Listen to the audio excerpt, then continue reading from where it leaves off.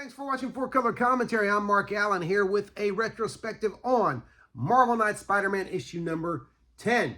And this is this continues this story. I'm going to call it a blockbuster, but blockbuster usually usually refers to high selling. I don't know how high selling it was, but it's a blockbuster to me. This has been a great story, and in this is the part two, the last stand, part 2 of 4, the last 4-issue arc, the last of 3 4-issue arcs by Mark Millar and Terry Dodson. Now, I don't know if it's Mark Millar or Mark Millar. Would anybody care to comment on how you pronounce his last name, since it is M-I-L-L-A-R? I want to pronounce it Millar, but I don't want to sound stupid.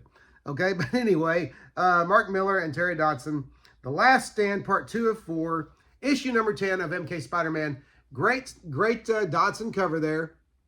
And in this issue opens up the very poignant scene of Peter in his Spider-Man costume at the gravesite of Uncle Ben, apologizing for what he is about to do. He promised Uncle Ben that he'd always do the right thing as a kid, and so, but he's apologizing for that promise about to be broken.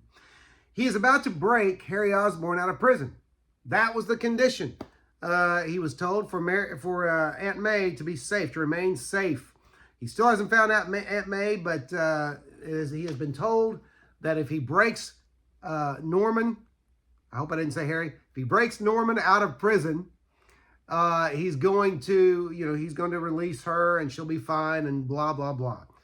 And anybody who's a longtime reader could have said, Peter, no, don't do it, which is exactly what Mary Jane said after she finished, losing her last meal in the sink, which is actually an understandable reaction when her husband tells her, I'm going to break Norman Osborn out of prison. I'm going to break the Green Goblin out of Rikers Island. And quite the conversation follows with Felicia, of course, being there to help Spider-Man with the plan, and Mary Jane feeling a certain kind of way about that. And so, just great drama, great conflict, and it just heightens the emotions of the story. And Mary Jane is left to defend herself while Peter and Felicia head out to put this plan into action. And Mary Jane has a gun, which is kind of, you think, what a shame. Mary Jane is left to defend herself with no Peter there, no Spider-Man there to protect her, as is usually the case, because they're off to break his most dangerous enemy out of prison. And I love that panel at the bottom with Norman laughing in victory, seemingly, with all of the terrible things that he is putting his number one enemy through.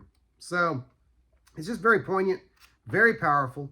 And so Peter and Felicia arrive at Rikers Island. There's a really kind of a funny little blurb here where Felicia tells Peter, did I tell you I was going to make us Daredevil and Electra costumes just to get a rise out of Matt? Can you imagine what that would have done? How that would have played? That would be hilarious. And in fact, Peter even says, oh man, that would have been priceless. Can you imagine their faces? They'd have gone completely nuts.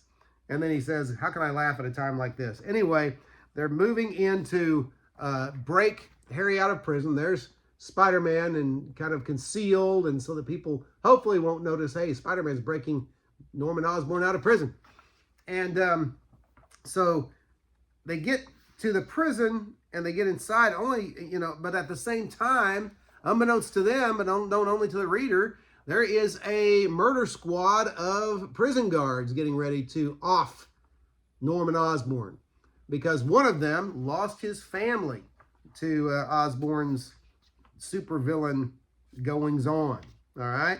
So there's this, so here's the scene where they're about to break him out, or Spider-Man and Felicia are about to break him out. They're punching in the code. And in the meantime, the murder squad is on their way down.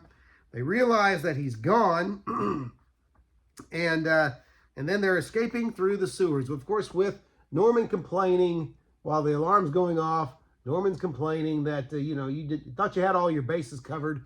What's going on? This is kind of a lackluster plan of yours here. Of course, they begin to be pursued, shot at. It's just a great action issue, and lots of tension building. Now they finally get Harry away. They finally get him out of prison. Not an easy escape. And then at the end, or toward the end of the escape, Spider-Man realizes he's been set up. He and Felicia have been set up by the villains. Hydro Man and Sandman are the first to appear there. And Felicia's already been taken captive. And then, of course, Norman appears in his Green Goblin gear. And he's, of course, double-crossed Peter. There's no hope of Aunt May being released. In fact, they end up, this is a great spread, they end up surrounded by 11, I believe it is, of Spider-Man's greatest villains. Now, they toyed with the idea, according to Green Goblin, he toyed with the idea of calling them the Sinister 12. He says, but the Scorpion never showed up. He had a new costume for him and everything, but the Scorpion never showed up. But then, you hear on the final page, it says, you ought to be kidding me, Norman. I just got held up. Scorpion? And no, lo and behold, of course, Matt Gargan, as we talked about last time, is the new Venom. He says, I wouldn't have missed this for the world. And that's the cliffhanger page of issue number 10. So again, the action keeps rolling. The intrigue keeps barreling forward. This has been a fun ride. You got 2 issues left, but this has been a really fun Spider-Man run. Mark Miller and Terry Dodson have become one of my favorite Spider-Man teams in at least the last 30 years.